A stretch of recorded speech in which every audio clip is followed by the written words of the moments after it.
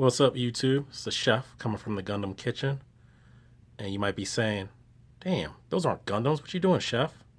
Two things. Japan shipment still not here. Pissed. Secondly, it is Millennium Hobbies in the Gundam kitchen. And we do more than just Gundams. So one of the other things we've been getting into, and you should know this by now, is gaming. And why gaming? Because it's still hobbying. Still building models, gotta paint them, gotta do a lot of stuff, so it's all in the same realm.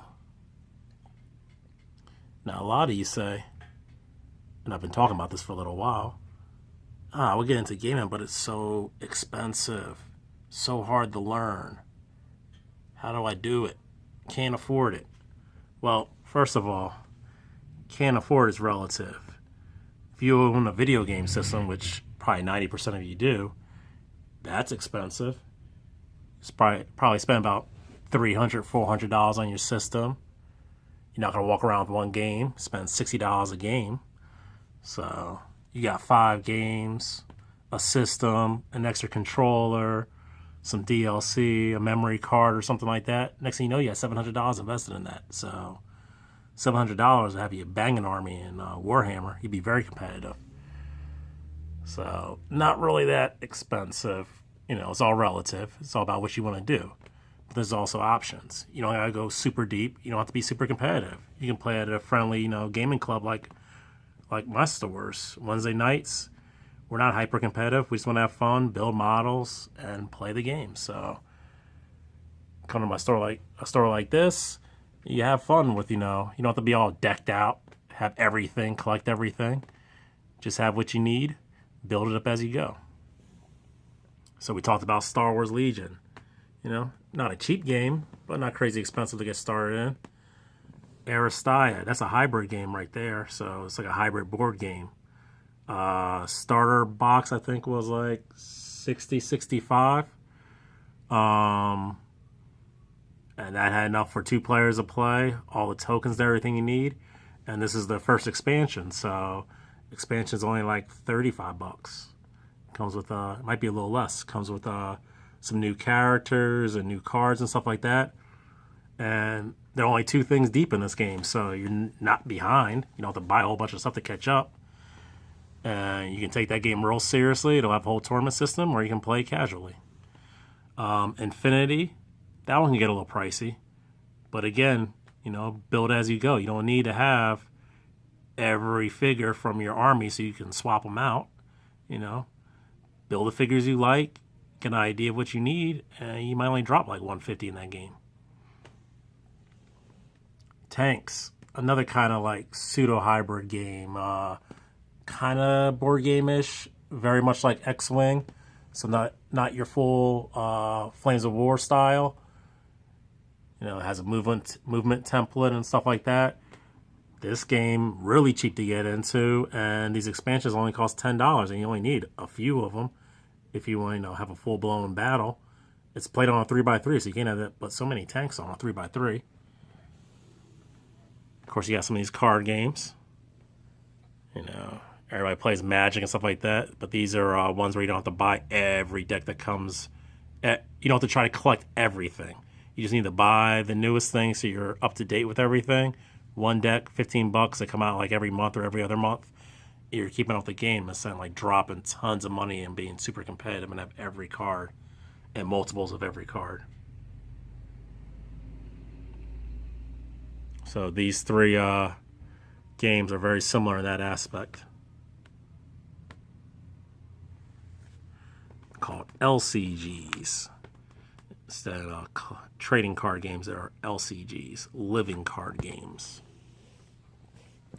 Then, I told you about Gaslands a couple weeks ago. Check that video out. We've been playing that a lot around here lately. Game is a $20 book. If you want to, you can spend some money on some nice tokens, which will cost you about $20 if you want to do that. But you could also just cut them out from the book or print them out and rock paper ones. So you could do that. And all you need is some Matchbox cards or modify them if you want to. And then you have these. Rogue Star, and Frostgrave Ghost Archipelago.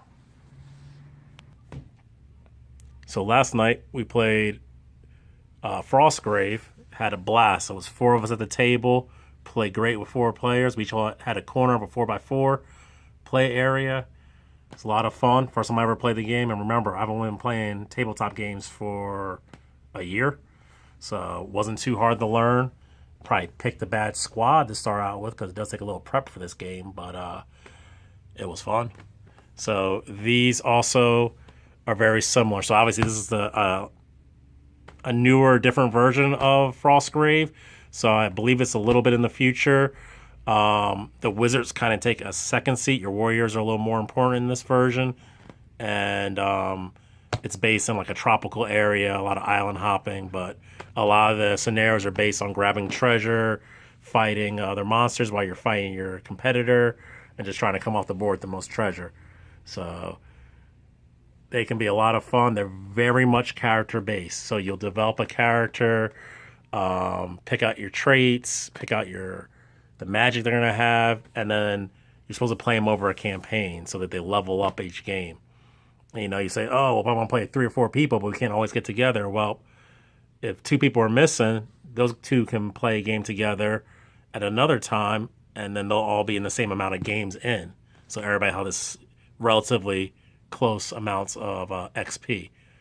So that'll keep it even and keep your progress going. So that's a good one.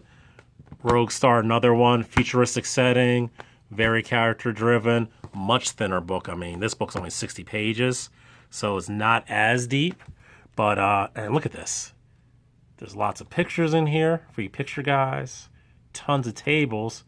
So after you take all the tables and the pictures and allows this explanation of what weapons do and stuff like that, you're only looking at like 15 pages of actual rules. Not bad at all. This is digestible. You can handle this. Same thing with this one. This book's $30. And look at this. Pictures. Double pictures. You're good. You can handle this. It's not going to be too much to learn this. Lots of pictures, lots of tables. These games are fun. These games won't cost you a lot. You don't even need to buy their miniatures. They don't really have miniatures for these, especially for this one. Doesn't even have miniatures. This one, they do make some miniatures, but they don't say you have to buy them. You could buy these cheap WizKid ones. So WizKids makes Pathfinder ones. These would be perfect. Or if you already have games that have miniatures, like that Zombicide Black Plague, that would work for this. So, or if you have Infinity, pull out your Infinity characters. Any futuristic characters, Warhammer, anything like that would work for this game. So they're not breaking your balls, making you buy a bunch of stuff. You only need 4 to 6 characters for this one, so that's really cheap. Grab your characters. And this one has a unique mechanism of you can activate as much as you can. It's based on a D20 roll, which I think activation is usually 8 and up, but every time you activate, you get a stress marker. And that stress marker is +1 to your roll the next time you try to activate. So the more you activate, the harder it gets. And if you miss your activation, then the other guy gets to react to you. So that kind of puts you in danger. So every time you go for activation, you can roll up to 3 dice. But every miss, the other player can come at you. So it kind of has that risk-reward type of thing for the strategy. So that's really interesting. It's kind of different. I don't think we've seen that. Beyond that, it kind of does play like Infinity, but Infinity light. So it'll move quickly. You don't have to be deep and learn a bunch of things. But it does still have a nice little complexity. It has, you actually have to switch guns when you grab another gun that you have. It has walk, run, hide, stand, sprint. So, you don't have to worry about, how much movement your character can do, because all characters pretty much do the same thing unless they have a modifier. But they all can walk either 2 inches, run 4 inches, or sprint 6 inches. So, and I'm sure there's like some penalties of sprinting and stuff like that I haven't got read into. But, there's aim, which will help you focus on your shot. So you might do one activation to aim, and then the next turn you'll do shoot, and you'll get a +2 bonus to your shooting. So really, they really thought about the game, but they kept it light enough where you can pick this pretty much up quickly. And